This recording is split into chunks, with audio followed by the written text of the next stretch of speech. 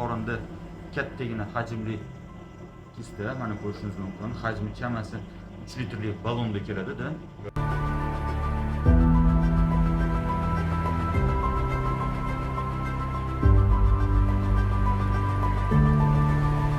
Bemorimizda qorinda kattagina hajmli suvli saqlagan kistasi bilan bemorimiz laparoskopik usulda mana kistani olyapmiz. Chamasi 3 litr hajmda. Mana ko'rishingiz mumkin, bemorimizda qorinda kesmalar yo'q. Laparoskopik usulda bemorimiz kistalardan xalos bo'ladi.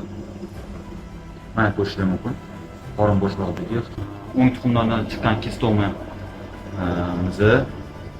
kista bo'shlig'ini bo'shatdik.